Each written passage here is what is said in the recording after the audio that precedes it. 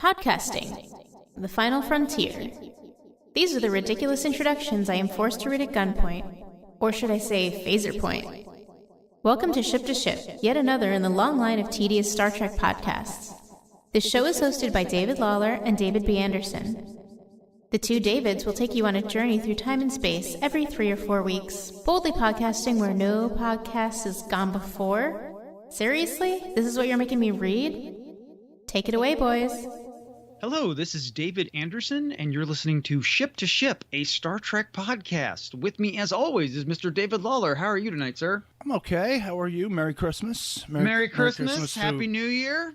Merry Christmas to our fan. Any other holiday you might celebrate around this time? We have probably the perfect message for the holiday time, wouldn't you say? Yeah, I would say so. We're finishing, aren't we wrapping up Hanukkah now? We're wrapping up Hanukkah. Yeah, I think Hanukkah is just wrapping up. Hanukkah Harry's out there delivering gifts. Where the hell is Kwanzaa? I can't even find it on this calendar. I think they stopped caring about Kwanzaa, it seems like.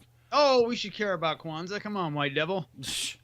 Yeah, it was a holiday founded in the 70s. Involving candles. That is true. Hey, it's always good to have a good message for anybody, for everybody. It's a positive message. I guess it's what? It's always Christmas. Yeah. Okay. So this episode, this is sort of like an extension of the last episode we did, where we just talked about hate and hate as an abstract, and yeah, I want to apply that to Star Trek because my God, you wouldn't believe this year was the year that people exploded with hate with regard to Star Trek. It was sort of in delay. It was sort of cooking in the oven while the Star Wars hatred was going on. Yeah, and this has to do. I mean, I'm probably going to rip into the Star Trek people and nerds in general. So wherever you post this, they're probably going to hate me. Well, so I'm just going to say that. Yeah, right I will get into that, but I'll get into the places I'm not going to be permitted to post this episode because we'll be talking about Discovery. We'll be talking a little bit about Discovery, and there are the majority. I'm going to say it because I've been all over the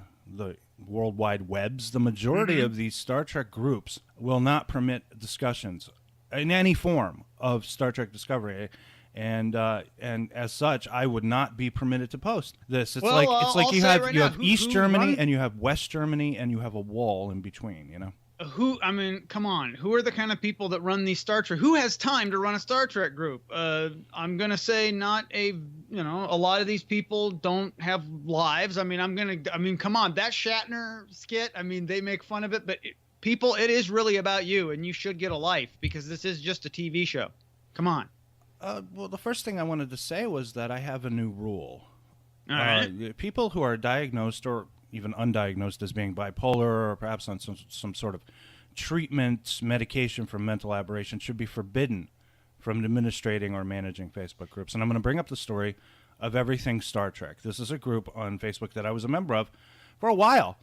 I kind of stayed silently in the background. Sometimes I would post little things, sometimes I wouldn't. Everything Star Trek. Now, one of the administrators on that group, I think we were having a discussion about a line of dialogue, for crying out loud, from Star Trek Next Generation episode called The Neutral Zone, where this man from the past, who's a kind of a country rockabilly rock and roll music star, is cryogenically preserved and then thawed out. And it wasn't Future Man. It wasn't Future Man. No. All right. LQ Sonny Clemens, I believe, was his name. And he's talking to Data, and he takes a liking to Data, like you do. And he says, how about we go find some low-mileage pit woofies and help them build a memory? And somebody was asking, what the hell does that mean? And I looked it up. We all chimed in. Low-mileage pit woofie. A pit woofie is basically a groupie for race car drivers. NASCAR, things like that, dirt track racing, that kind of thing. And we were suddenly debating the term low mileage, and I said low mileage must mean young. And then the administrator starts chiming in and starts being very antagonistic with me. And I'm like, I don't understand what low mileage. I'm just coming up with that conclusion myself. And this person went off on me like crazy. And I couldn't really respond because I can't believe people would get this irate over a definition from a line of dialogue they didn't even write. And so I put a picture up of Picard facepalming, and I get blocked and deleted from the group. It's like this is madness. There were no insults going back and forth. There was no your mama's so fat or anything like that, or even political. Nothing political either. It was just this administrator just decided to. And that kind of confuses me. people who behave like this should not be administering Well, Facebook okay. pages. First of all, and I'm your friend and I love you and you're my brother, but sometimes you can be kind of antagonistic. Sometimes I will post something and I can sense you want to get in some sort of comment. Like, I know you. I know you believe that about. I believe that about myself. Yes, I can be antagonistic when I want to. And but I know you are Loki, the god of mischief, to go into a Marvel direction. And I know you mean well, and you're trying to just have fun and everything. But I can see how some people who are sensitive can get very worked up about things, and they're already pissed off. I mean, I did not say or do anything to antagonize this person. If our podcast was a video podcast, we could put up that Patton Oswalt gif of him getting all pissed off at his computer, because that's pretty much everybody. But why would you waste your time being pissed off about someone else's opinion or observation? Why would you waste your time? Why would thing. you waste your time starting a Star Trek group? I mean, because you can go out there, you can meet women, you can get laid. The better Star Trek pages out there have upwards of 20,000 members, all contributing, and we have interesting discussions from time to time. A lot of time it does degrade down into but it never tends to degrade down to the point of trying to examine a line of dialogue. We have some very interesting discussions. Yeah, and people get their head up their own ass. I mean, we deal with certain. But blocking people, I mean, it's like I don't even want to hear from you. So blink. And the thing is, I've mentioned this before. When you block and delete people, it's like they never existed. Everything that you've contributed you can't is removed. find them. I mean, I'm blocked and deleted for stuff I don't even know why. I still don't know why, and I can't ask them why, because I'm blocked and deleted. I don't even know what I did. It was like a blast from the past, because as you know, I went through I was purged from many different places the previous year. Remember, places like Laserdisc Forever and stuff like that. And I was like, oh my God, this is kind of like nostalgic for me in a way, because it had been like almost. Or over a year. It had been over a year since anyone had blocked or deleted me. It's the strangest thing. Now, also, there's another group called Star Trek: The One and Only Timeline, where I won't be permitted to post this podcast on that page, like the Berlin Wall again, because of this personal hatred for Discovery. Like that, it's like Discovery broke into their house in the middle of the night and raped their wife and killed their child. I mean, this is a personal animosity, and it's an animosity because we live in the age of identity politics. If you like Star Trek Discovery, you hate everything else that is Star Trek. Therefore, you hate me. Therefore, you're a personal threat. It's all psychological stuff. Yeah. And then the invention of different things, which I found amusing and frightening at the same time, like The Last Jedi, talking about The Last Jedi and how Russian bots are the people that don't like The Last Jedi. Can I kind of get a more sort of nuanced explanation?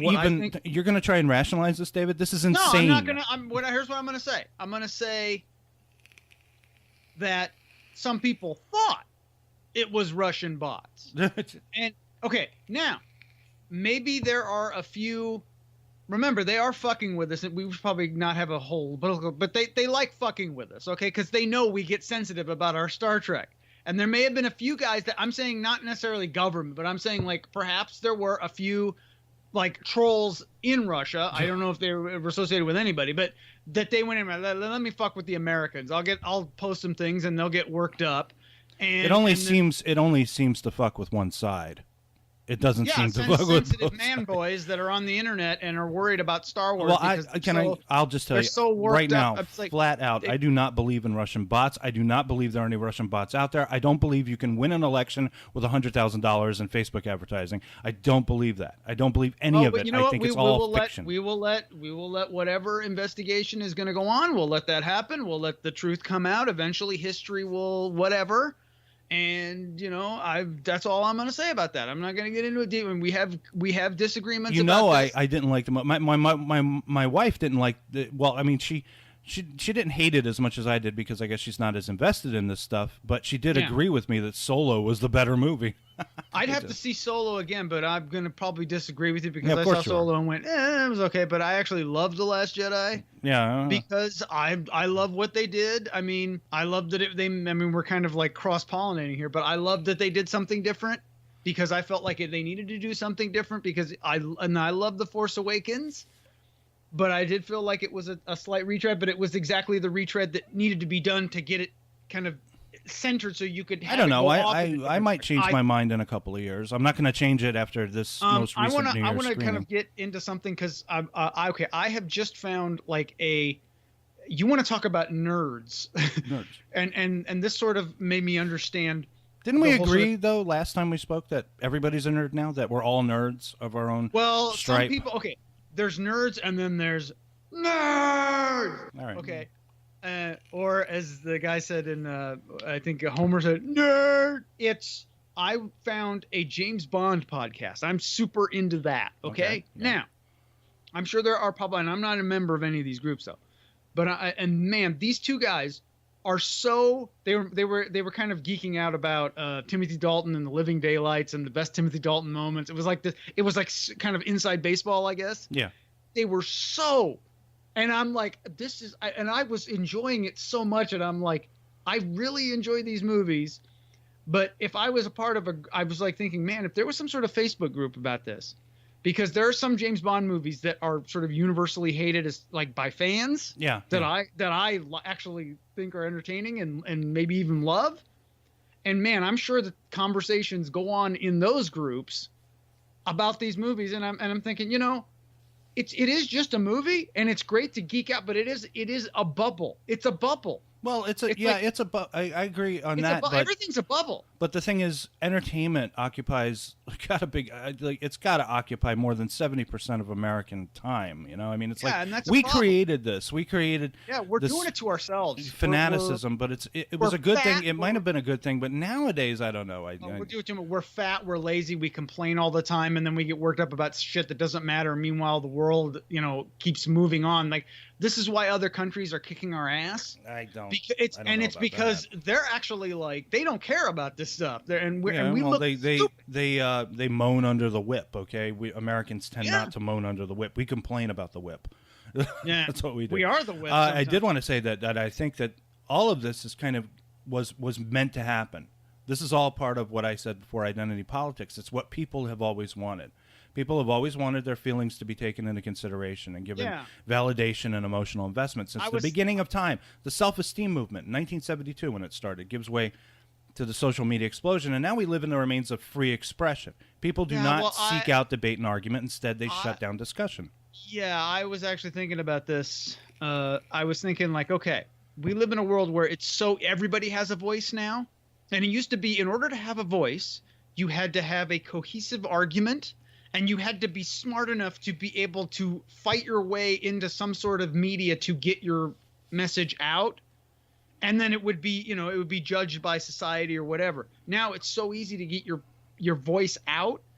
Everybody has a voice, including a lot of people that really should not have a voice because they're mentally wrong. Well, remember the good old days when celebrities kept their mouths shut?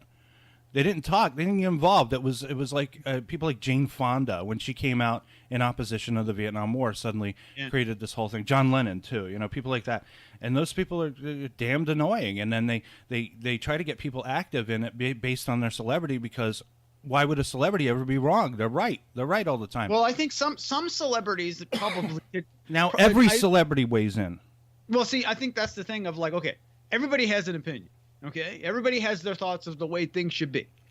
Now, if you're a celebrity, you're like, okay, people, for whatever reason, they're stupid, whatever, listen to me. They will actually act on what I'm doing. And I think that they think, okay, I actually have a little bit of power. And, can you say that if we didn't have a huge audience, you wouldn't use your platform to get people to perhaps think the way that you want to think? Well, perhaps see the world you want to see? What I would want to hear is a contradicting viewpoint that isn't completely batshit crazy. That's what I want to hear. That's what you get from me. I feel like the programming is still a little bit strong with you, though. No, it's because it's the truth. I also wanted to bring up another point of contention where, we talk about canon. Canon is a very big thing on these sites. My God, these people argue about canon constantly. It's just a TV show. Yes, people, I know please. it is, but it's very important to them that the canon be respected in some fashion. Now, I remember you sent me this thing, and I've seen these things from Midnight's Edge about how they explain about how there are certain reasons why the TV version looks a certain way, and they have certain things or something like that. A certain way, and it's there are legal reasons why the ship looks different, or it's bigger, or it's smaller, or a character looks different. I'd like to know. Well, can I just ask, in a legal discussion, in a legal argument, in a legal briefing, how do you define 25%? I don't understand that. I don't know. I mean, like, oh well, the costume is 25. Who is someone? Is there some great arbiter of percentages? I didn't know that you could make things. You could create a very vague argument into about a detail that is 25% less accurate, or 25% different, or something like that. I think some of this will probably be a moot point. Eventually, they'll realize that they should just merge whatever the rights should be in one place, so they can just do whatever they want. They can pick and choose what they want to do, because it's just stupid, and it makes it confuses the brand, and like that's Paramount's huge franchise, where they can make money. I mean, it's in their best interest to make it very easy for them to just pick and choose what they want to use at any time. It's just weird though. Who's to decide whether or not what this new stuff we're getting isn't just fan stuff, isn't just like the fan production. Like we watched last year, we watched Star Trek Continues. We looked at it. I loved it. It was a very well-made show, but it wasn't, for me, it wasn't particularly imaginative because they had to stay within the confines of what was already set. They could not invent. Well, see, but that's what I liked. It's like sometimes having limitations on what you can do can create great art. I think it sometimes can, but if you're limited by that, it literally felt like a continuation, almost like it was like the early mid 70s, and they decided to do the rest of the show or something like that. But for me, it was more like variations on a theme. So I felt that there were improvements. But they were still kind of being firmly held in place. And I gotta say, great ending that sort of, spoilers, that kind of dovetails into the motion picture. I thought it was a great way. But they had intended to go a little bit longer. They wanted a couple more. They just ran out of money or no. They what happened was some other Star Trek fan film productions were not obeying the rules. There were like a bunch of rules set out that CBS Paramount was willing to go along with this fan film thing, which as long I think as is they fair. didn't. It's fair. It's at least these people are able to do something. So Vic Mignogna, the developer of this show, had to cut two or three episodes out of their planned thing because of that. So they were kind of forced to stop.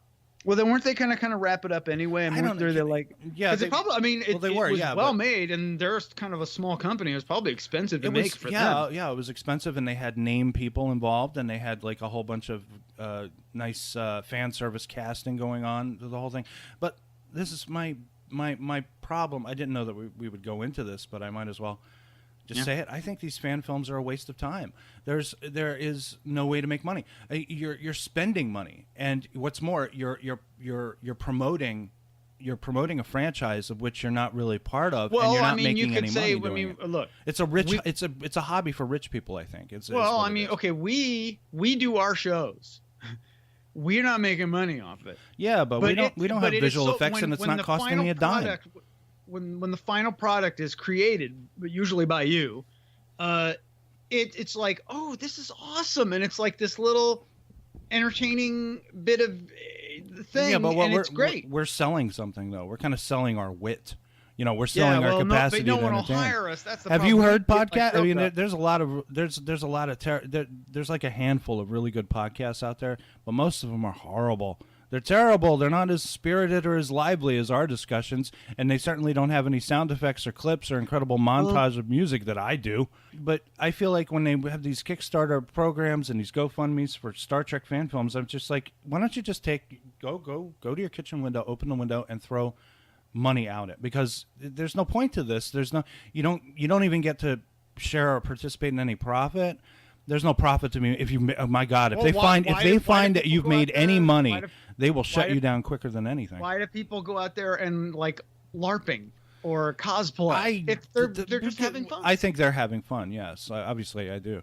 But this is something else. They want to feel like that they're part of something that they love. They want to feel like that they're important. Then put on a costume and go to a party. Let me explain something. These people, and I have a little nugget of this, and everybody has a little bit of this in them. They want to feel important. They want to feel like they're part of something. Okay, they want to feel like that they're appreciated. I agree, but that's I hate to break it to these people. Life's not fair, and everybody hates you, and you're gonna die. It's kind of an adolescent mentality. Let's just have fun. Let's goof off. Let's laugh at each other. Let's maybe get laid every once in a while. You know. So I want to talk a little bit about my favorite Star Trek group on Facebook, which was called All Trek, and then the administrator, Richie Scotch, changed the name to Five Lights. He changed it to Five Lights on November 7th. Partially, I believe, because he saw... Now, the reason All Trek was such a great group is because we can talk about anything we want. It doesn't even have to even fall into the context of Star Trek unless we want it to. But it got really political. It got really supercharged and heated because, of course, people have their own opinions about things and how the world should be run. He changed it to Five Lights, and then he created a splinter group from Five Lights called All Trek, which sought. I see it as kind of a eugenics for Facebook, where you selectively weed out the ones that you know are there to piss other people off.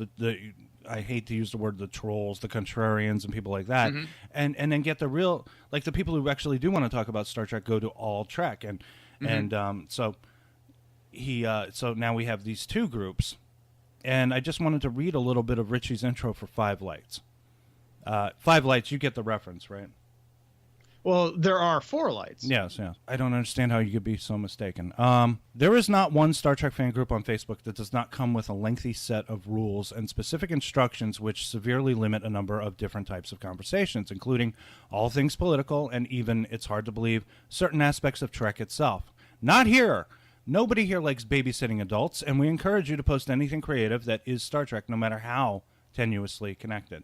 That being said, postings are the only area where there will be any type of administrative activity because postings can make or break a group. Just make sure whatever you post is informative or creative. Google New Star Trek once a day, and you will find that a great way to keep a group's posts dynamic. If you want to make a meme and would like some advice on what methods work the best for translating image and text into something, ask. Once again, do not be afraid to discuss your politics, but be prepared to deal with any meltdowns or core ejections which may result. And while you're at it, add some other good residents of Star Trek fandom at your discretion. Hypocrisy is completely welcome here. Good. So it's it became, and it did really become quite toxic, the environment there for a little while, and I was glad that he created this other separate group. Because I do write-ups. I do write-ups of episodes. I added you to one of those groups, I believe. Yeah, I haven't joined yet just because I'm so busy. Maybe I should join. Maybe I won't. I don't know. All Trek is good. It's not.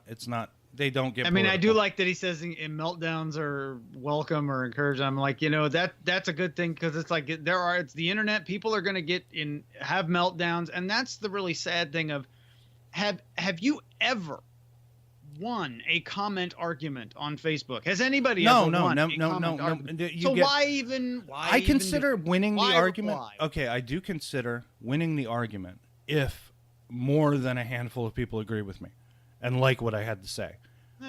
That's when I consider that I might. Yeah, but you only win if you beat your opponent. That's the only way you win. I mean, they're basically your cheerleaders. I'm talking about the person. If the person changes their mind, that's how you win an argument. They're never going to change their mind. Well, then, this is why. And if anybody posts anything in anything when I post something and they try to contradict me, I'll either give them a thumbs up or a laugh. I will not reply. I will not argue with them. They've obviously got their point. I'm not going to be able to change their mind. They're obviously a stupid person, and that's the way it is. I tend to stop arguing or debating with people when I realize they're completely irrational.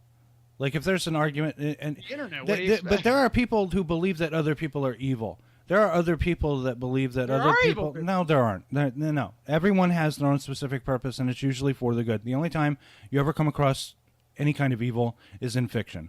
in America, I mean, it's you have groups, and you got like it's split down the line of people who think the other side is either evil or shifty or contemptuous. So you're saying one is black on the right side and one is white on the right side? Black on the right. So yeah, it's like that. And when we're all like kind of in this together, we're these people that we're supposed to hate are our fellow Americans and things like that, and even all over the world, really, because Star Trek is now a global thing. I dismiss them. I'm like, well, that's another lost human being. We only have a few. There's only a few actual smart people that actually shit. Everyone else is a fucking idiot. That's where you and I disagree. I don't write people off. I do believe that people eventually have clarity. At some point, you got to give up on people because I got too much shit to do in my own life. I'm like, well, you're an idiot, so fuck you. Come on.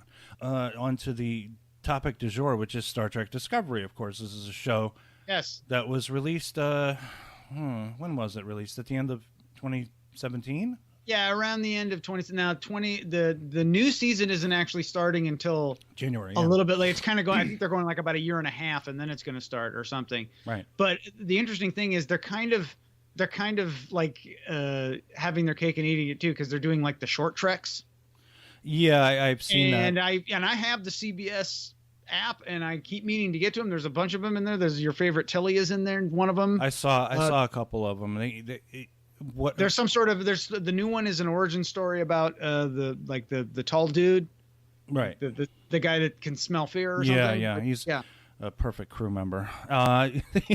Well, the short treks I've read were a means of kind of placeholding the show while they tried to get new financing, because I believe Netflix is not financing it anymore. This is another thing that I didn't understand, is that Netflix was ponying up for a good portion of the budget of these shows. Because there's no CBS everywhere else, so they can put it on their streaming service here, and everybody knows, it's CBS. But everywhere else, they don't. Nobody knows. They're just a TV network. Yes. So they partnered with Netflix and said, okay, Netflix, you get the show everywhere else. That kind of screws Netflix fans. It's we should be entitled to be able to see that stuff, but instead CBS is holding maybe we will. hostage. I mean, okay, there's a lot of like shows from, say, like Showtime, which is kind of part of Viacom, I guess. Shows from Showtime, Netflix will buy them up. Like, you can watch all of Dexter on Netflix. Yeah, that's fantastic. Like if I gave a crap, but I don't. Yeah, if you gave a crap. Yeah. I tend to watch. I don't know, on Netflix. I do watch some of their new programming.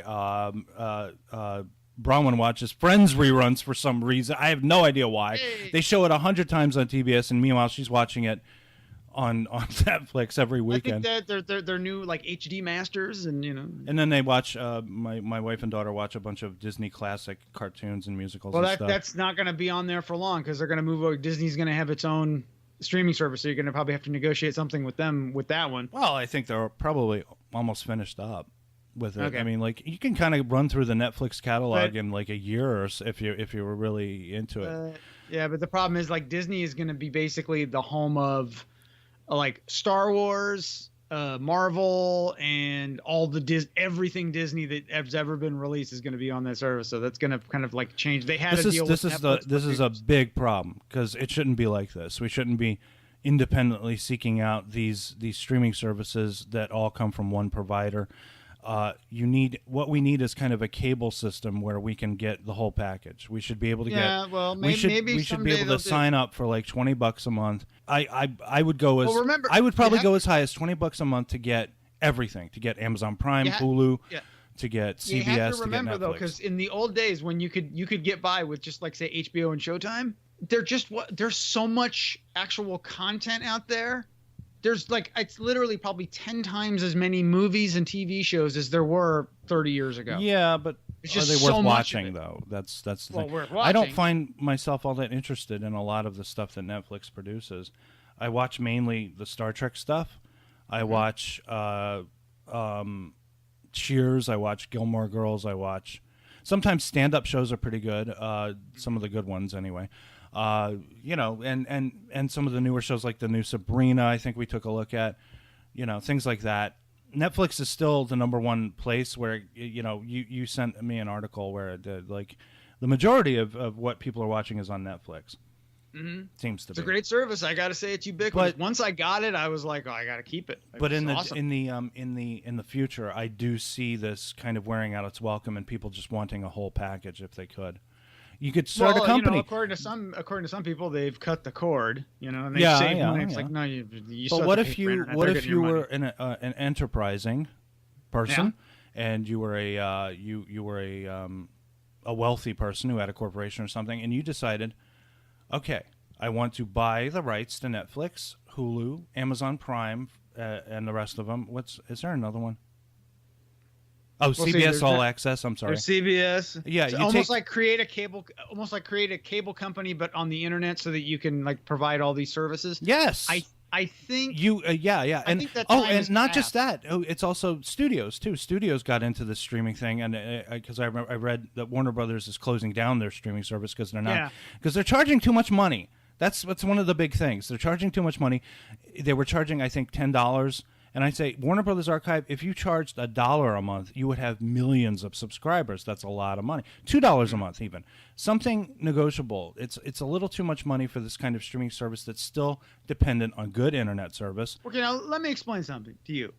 Now, when you go to the movies, when it's one ticket, it can cost you for like not even like a premium theater, like it costs you like $10 for a matinee show.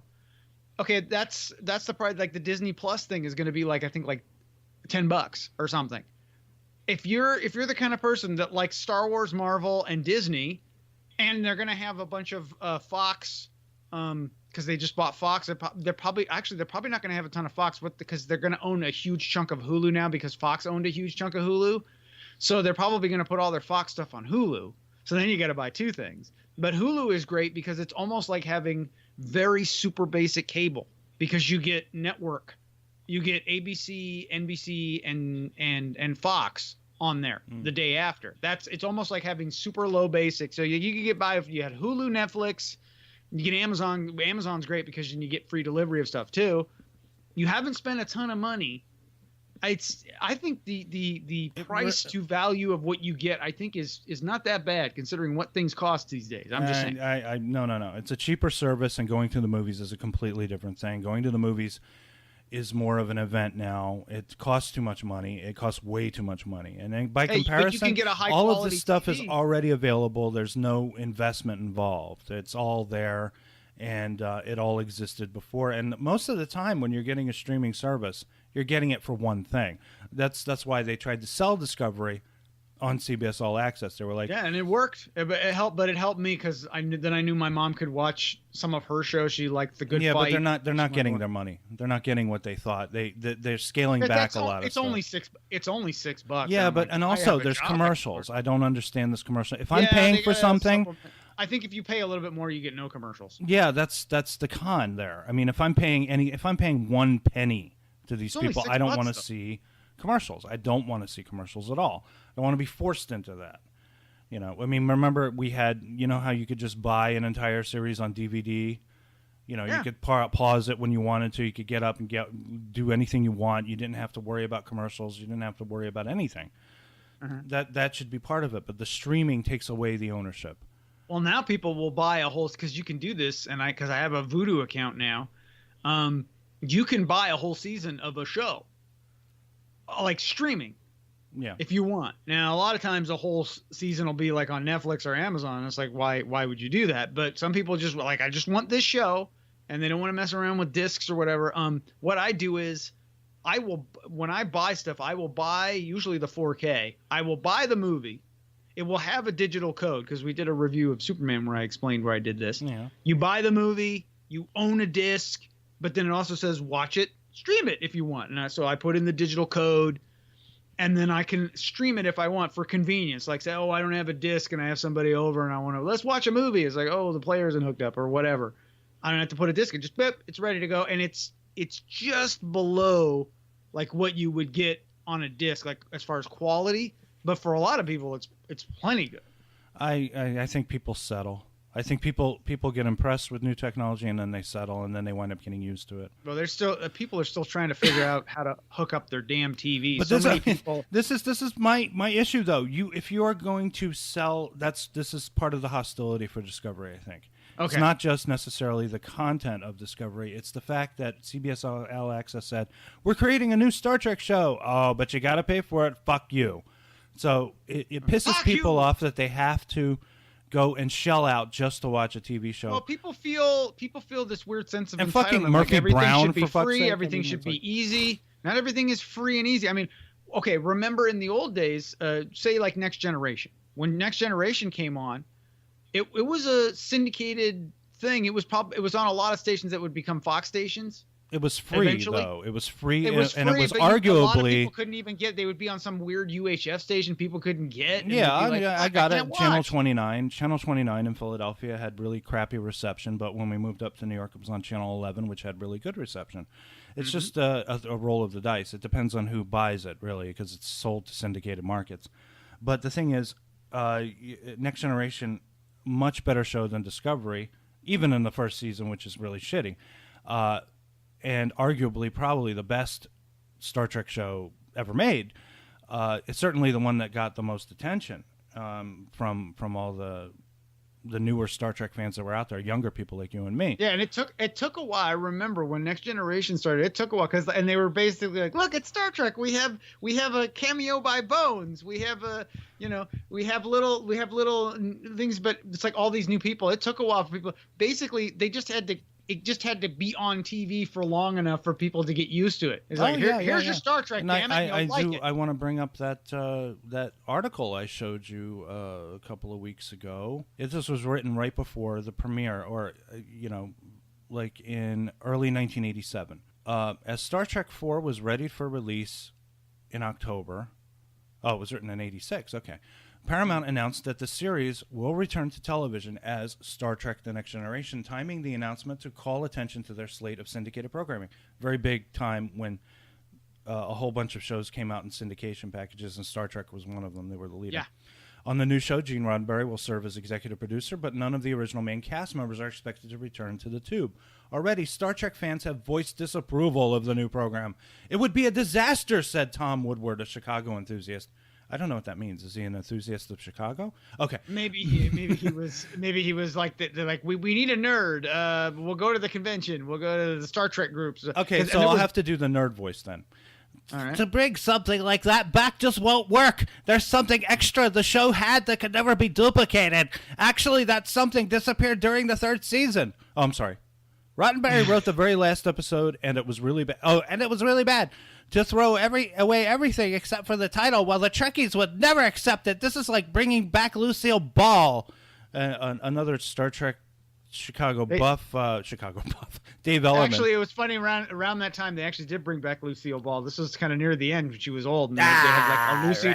They had a Lucy show where she was basically doing her Lucy shtick, but she was in her 80s then or something. Ricky, get me a scotch. I'm suffering from Christmas depression. Even the title of the show sounds like bad news. It's like a generic title somebody slaps on an inferior show just to get name recognition. Star Trek: The Next Generation sounds like a Pepsi commercial. People were pissed off, especially the old school Star Trek fans. Honestly, I think it was a total money move. I think it was like, we'll cash in. Well, it was money for Roddenberry. He got a lot of money from this deal. But it was the people, they finally put people in charge that actually knew what they were doing, and they're like, let's try to make a good show. Well, because yeah, the better the it show took a couple is. of years though. Roddenberry had to.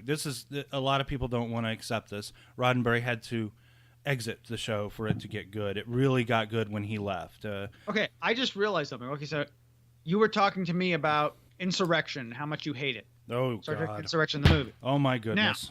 Now I said, like, hey, this is the movie. I'm talking about the show Grew the Beard. This is a movie where they lost the beard, like literally. Yeah. I had some ideas about that. I think what it was that the producers, the writers, the crew, and even some of the cast were very fat and happy after First Contact, and they thought they could do no wrong.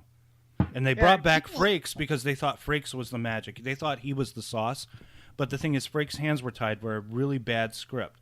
And Frakes couldn't turn down the opportunity to direct another Star Trek movie, so he took it. He says this in the commentary. He said, I wanted to direct again, even though it wasn't a good script.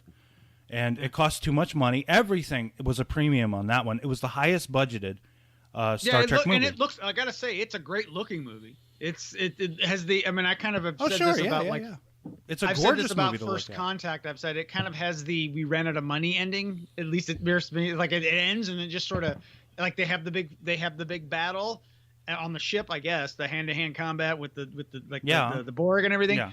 And then it just sort of, they just like, the Vulcan show, and it's kind of interesting, and it's actually kind of touching, when they meet the Vulcans and everything. And then it just like the ship just goes off, and then it's over. Then I'm like, what?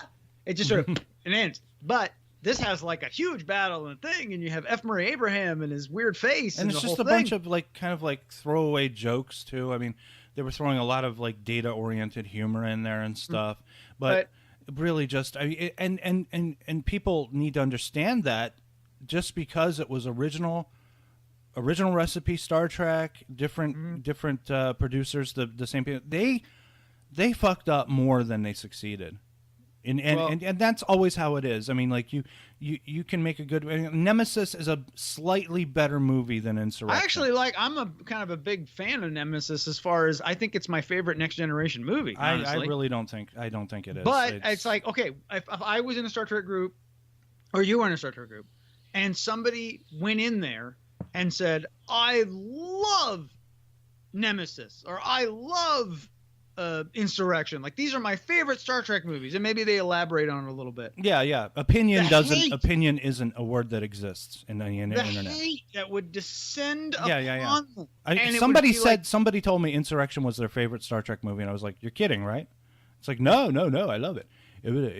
But the big problem with Next Generation and its film adaptations, which we'll get into another one in the next season, the best one in my opinion, is that Star Trek Next Generation is an ensemble piece. It requires all the working parts for it to be successful. But for some reason in the movies, they had, well, I guess maybe they felt they had to, but they made Picard the hero of everything, and a lot of characters got shunted to the sidelines. Now, the one time they successfully integrate every character is First Contact, because everyone gets an opportunity to shine in that movie, and it just doesn't happen in the other movies. If you notice in Insurrection, Crusher's barely there. She's barely in the movie. I mean, she's got one line, I think, the whole time. It's about her boobs, isn't it? Have you noticed her boobs have gotten firmer? Yeah.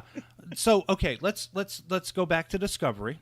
Now, somebody wrote something very interesting here, and it was very not PC. It was not politically correct what this person wrote. I'm not going to give you his name, but he said something, and I sent you the quote, and I said, "What did you think of this?" I forgot what you said. You probably wrote. I don't even. I'm foggy on it. I think you might have just sent me the Bela Lugosi GIF or something. Fuck you! But he wrote here, "Discovery is by far much better than the original series. The original series was nothing more than a weekly action morality story. It also sexualized women and had a captain that was a womanizer. No series since has had a rogue captain like that. The crew was always background. In 79 episodes, we don't know as much about them as fans think. The original series attacked an issue and wrapped it all up in one episode, never again to address the outcome. The Klingons are just one-dimensional bad guys and not very well hashed out. The original series is not the holy grail of Star Trek that fans make it out as." I thought there's a couple of things in there I might disagree with, but he has a point. The original series was much more basic. It was much more hero-driven. It had much more of an emphasis on the captain. Yeah, but remember, a lot of it was Gene Roddenberry trying to sneak stuff in and work past censors, and it was the 60s, and there was a lot of turmoil, and there's turmoil now, but the show was a product of its time, and I think people don't realize that when they look at, like, let's say the 80s and the 90s, where Next Generation, Deep Space Nine, and Voyager were out, and then the 2000s when Enterprise was out. These are all vessels of their time. Therefore, Discovery is going to be a product of its time as well.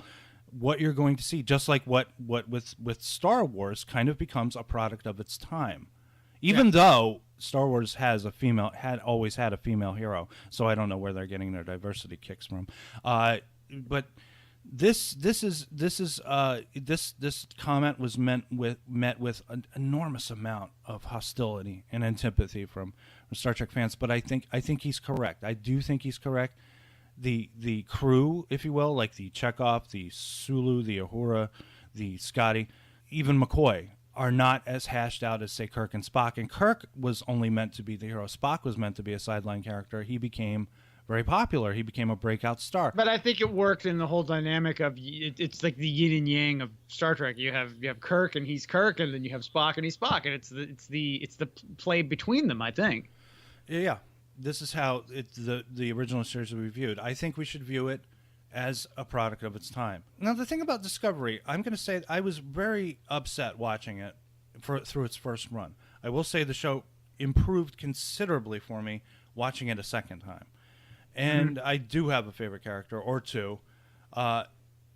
Michael Burnham is not one of them. I really don't like her at all. I think I do regard her as kind of a Mary Sue character, and I do regard her as just being too impossibly perfect.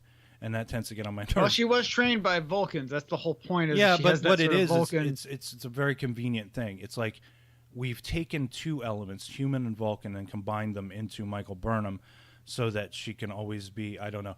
We call her Vulcan, but she's not, because she's not. She's a human. See, I think it might not necessarily be like Mary Sue. It might be like writers don't know what to do with, because they're basically juggling. Okay, we want to do something kind of modern. We want to do something kind of interesting. We want to sort of have a female lead, but we don't know what we're doing. I think we know to fit it in within Star Trek. We have a black woman, so do we go there? Do we not go there? And we have gay crewmen and everything. And the thing is, you're being sexist, and you're being racist, and you're being homophobic, or not homophobic, but some kind of variant of it. Not fear necessarily, but hostility.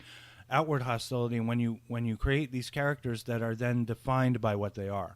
That's the big problem. That's interesting. Yeah, that's an interesting point. When you define a character that way, you put them in a box, and they can't escape from that box. Although I would say no reason. We don't need to know. There's no reason for the engineer of the ship and the doctor to have a homosexual love affair.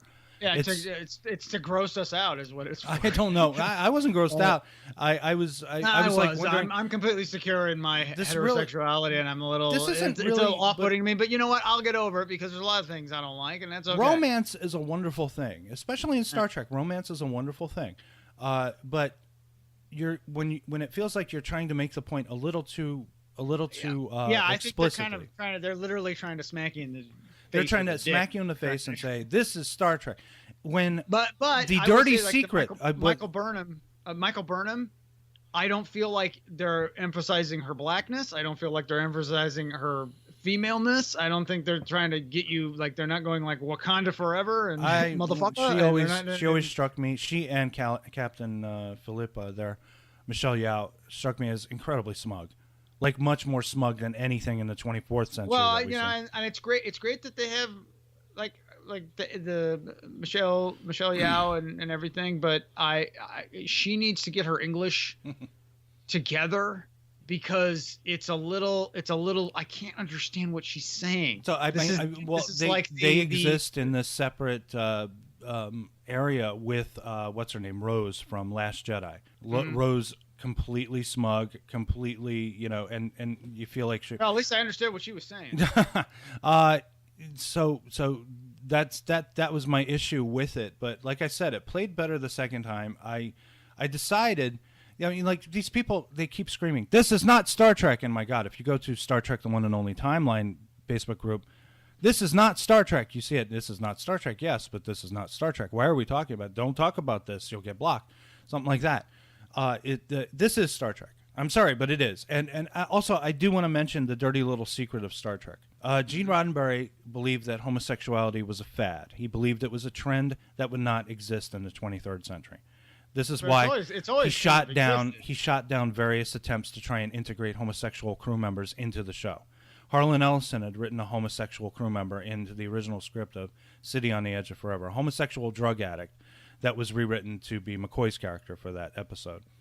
Roddenberry shot him down. Roddenberry did not see homosexuality as anything more than a trend. Whether you agree with it being a fad, whether you agree with it's morally right or morally wrong or whatever, it's been around forever. Oh, homosexuality existed exactly 5 seconds after heterosexuality was created. So yeah. Because there's always got to be somebody who says, well, I don't like her, him I like. But this is what Gene Roddenberry thought. And what's more, it seemed like some members of the crew and the production team were homophobic. I believe that David Gerald said that. He had written the script for Next Generation that involved homosexuality. It was shot down almost immediately because of that. Yeah, but then they would sneak in stuff about almost like transgender. There was that one with Riker. Of course, he slept with her, him, her. It was sort of a sort of mid-sexual. It was played by a woman. It was, but Roddenberry was dying at that point. Yeah. So and then you sneak in little other things like Dax and in a Deep Space Nine episode. One of her previous hosts was married to another previous host, and Dax was the man in that situation, and they kind of rekindled their love affair. They're both women, but it's not really a lesbian thing. I don't see it that. I don't see lesbian. I don't see homosexual when it comes to alien races, because they've established that there could be other races with many different genders. Mm-hmm. So it's science fiction, man. And I see no problem with integrating it as long as you're not making a big stink about it. It should be is natural. It should be completely natural. But as viewed through the eyes of 21st century producers and camera people and crew and actors, they think they're making a bold statement. And they're not. They're just simply not. Yeah, they try, and it's like I see what you're doing there. I see what you're trying to do. And look, if you do it well and you make it interesting, that's fine. But this is just a science fiction show. I always feel like whatever your orientation, just be who you are. You don't have to overly flame it up. And also, whatever you are is not a political affiliation, and it shouldn't be identity politics. I'm going to give you an example. I call this tribalism. Somebody wrote atheists. Somebody wrote on the Star Trek page, atheist voting Republican is like a vegan eating meat products. You can't fix stupid. And I had to write back, that's the most ridiculous statement I've read all day. And he's like, oh, really? Are you willingly voting the party of evangelical values? And he said, the put God back in the classroom party, that's your move? It's the same thing as a vegan eating meat, retard. He called me a retard. And I was like, there are Republican atheists. There are Democrat Christians. There are gay Republicans. There are black Republicans. There are gay Christians. There are gay Muslims. Only a person so bereft of understanding, I'm on my high horse here. I got the high ground. So rigid in conception of humanity, so ignorant of people would make that statement. And that's that's an argument that I believe I won, because I got 50 likes on that one. 50 likes. People need to understand that it's a big world out there. If you're having an argument with somebody, all they are is your cheerleaders. You only win if you actually change somebody's mind. If you don't change their mind, you didn't win. Well, you'll never know if you ever change anybody's mind, but I do feel like I won. And I gave myself a complimentary glass of wine for that one. But it's a big world out there. There are conservative Star Trek fans. There are liberal Star Trek fans. There are Democrat Star Trek fans. There are Republican. There are Green Party. There are socialist. A lot of the time, people try to say, well, the Federation is socialist. And I'm like, how? How is the Federation socialist? They eliminated money. They eliminated money. When you eliminate money from the equation, there's no socialism. It's like, hey, money doesn't exist anymore. Let's all help each other. I don't have to worry about a job. I don't have to worry about paying the bills. Everything is taken care of. Let's all help each other. Let's get out of this quagmire that we're in and truly create a utopia. Mm-hmm. And I do believe that you do have a utopia when you eliminate want, or when you eliminate the need, you eliminate want. You know, just because I have 5 Fabergé eggs in my closet right now means nothing. You know, but everyone gets a Fabergé egg. I'm Oprah. Financially well off. You get a car, and you get a car, and you get a car. That's how it should be. You know, we have standards, we have deadlines, we have tiers, we have premiums. You know, you have your Amazon Prime, you get free shipping. I don't really order from Amazon all that much. I don't need it. So I'm happy to pay the shipping, whatever it is. I mean, if you order from Amazon constantly, then get Amazon Prime by all means. Don't tell me to get it. It's also great as a great streaming service. Yeah. You don't work for Amazon, dude. Not yet, anyway. No, not at all. That is the source of your hostility is because you disagree with somebody, you are the worst person in the world to them. It's what do they call it? Godwin's law?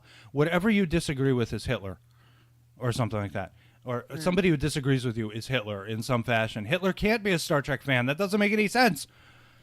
So that's where all this hostility comes from. And it's stupid. Maybe Hitler came up with the idea of the Space Force. Space Force! Yeah. Now, my opinion is, and I'm sure you'll probably agree with me, anything that gets people interested in Star Trek is a good thing. You might decide, well, Discovery's not for me. Maybe I'll check out other Star Trek-related content. That's a good thing, Martha.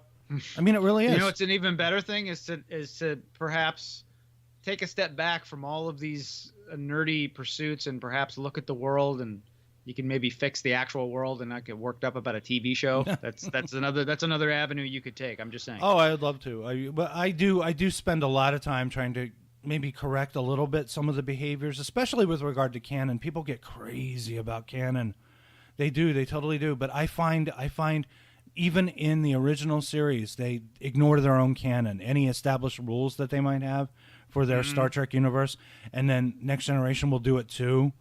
Next Generation is probably the worst offender because they establish so many things in the first season that they completely ignore for later seasons, and it's going to continue. It's an ongoing process. I think you can do whatever you want to do. Yes, and unfortunately, that does mean Last Jedi. It does mean that someone will come in and have a different look, a different outlook. But then it also means Episode 9. It could make The Last Jedi make complete sense, and you'd be like, you know what? Let me guess. Maybe it actually took it in the right direction, and so it actually fits. You don't know. Let me guess. Rey wakes up from a dream, goes into the bathroom, and sees Bobby Ewing taking a shower, and she's like, "Bobby, I had the strangest dream." Yes, that's how Episode 9 will begin, with Billy D, of course. Billy D. But I think that's pretty much all I had to say about that. Let's try to heal now. Let's try to. I mean, like, people who like Star Trek, they're supposed to be people that you should at least get along with on that basis, and not create arguments for why you want to hate that person or why you want to feel hostility for that person. God damn it! All we need is love and Christmas, and we need Christmas trees and Hanukkah menorahs, and let's have a good time, man. Culture's supposed to be a good thing. It's supposed to be something you share. It's not supposed to be something that you steal from others. You don't steal culture from others. You can't, because you didn't build it. Like Obama said, you didn't build that, and you didn't create your own culture, and you didn't create your own culture of Star Trek or Star Wars fandom.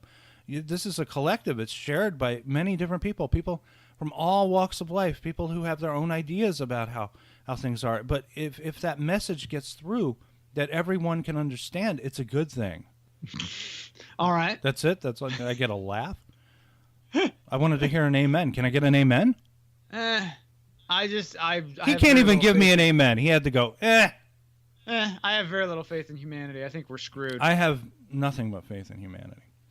Well, you can start by voting. Stop being so hostile. That would be a good start. Well, stop trying to. I'm not talking about you. I love you, brother, but I'm not talking about you. I'm talking about other people. If you want to change the world, you got to actually change the world and not just go online and complain. That's all I'm saying. Well, what it is a combination of solipsism and hostility. Solipsism is the belief that you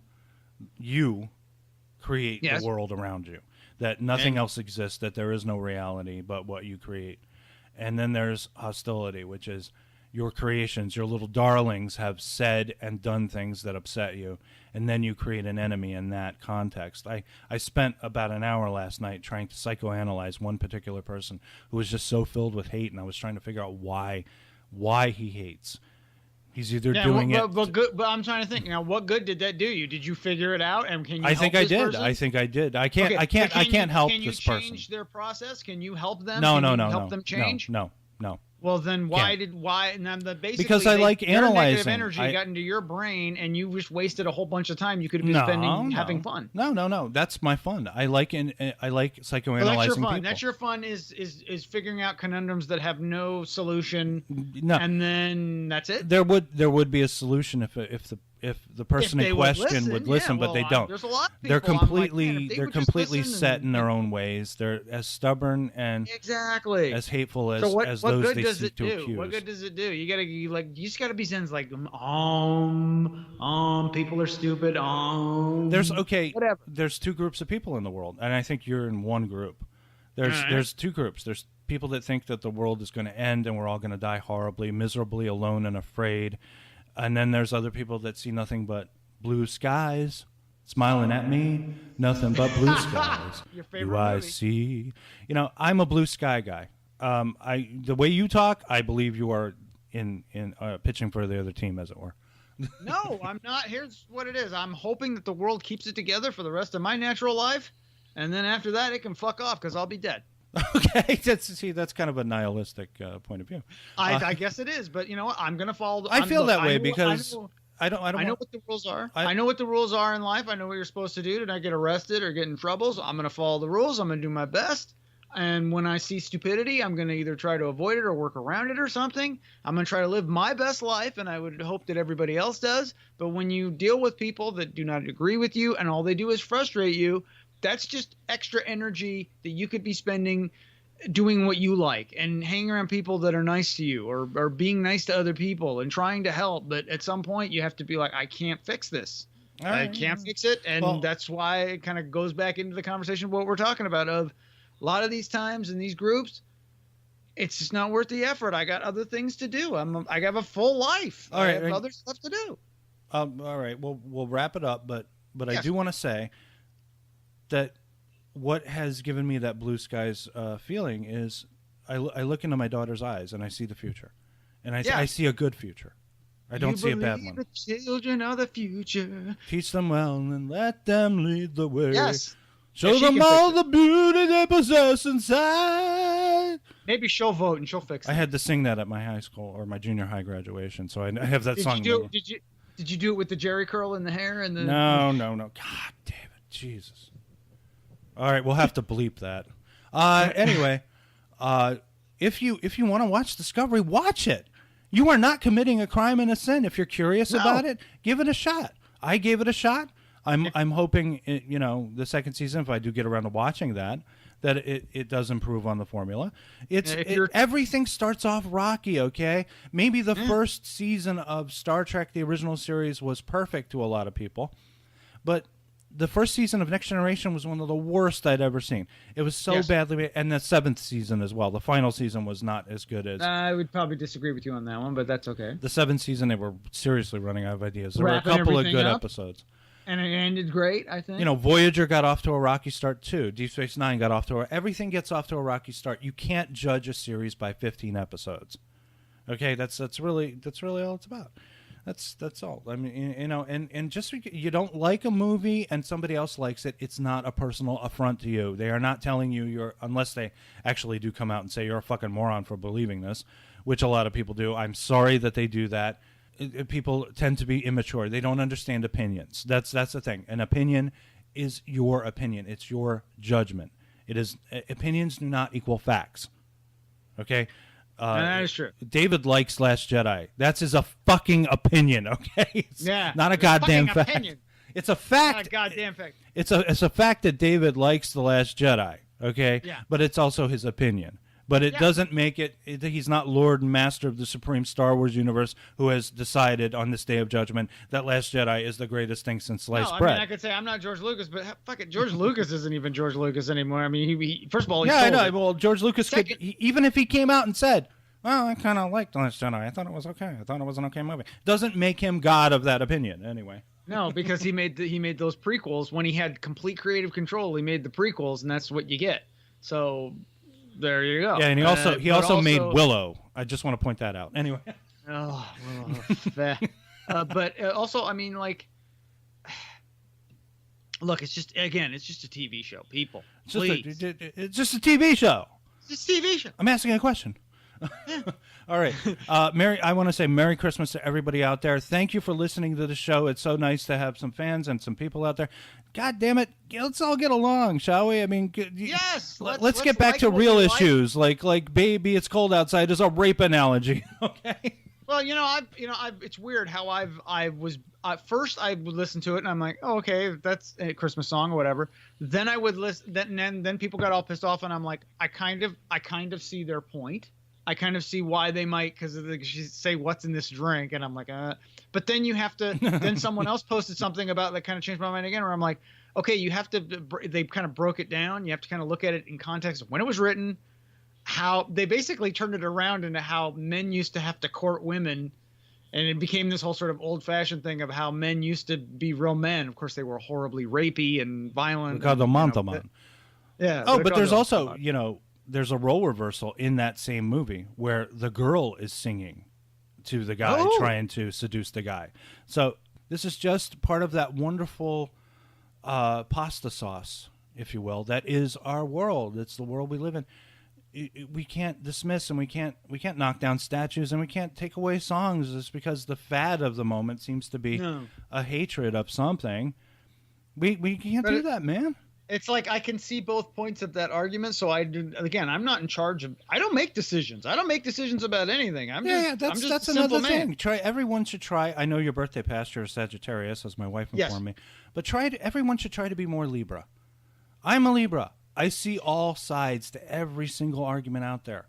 I do see it. I see the arguments. I do. Mm-hmm. And just what you did with the song, let's all do that with everything, man. See all points of view. Well, I don't necessarily agree with your point of view, but I understand it. No, I was thinking, like, does me having an opinion on this song inform my life? And the answer is no. No, that's right.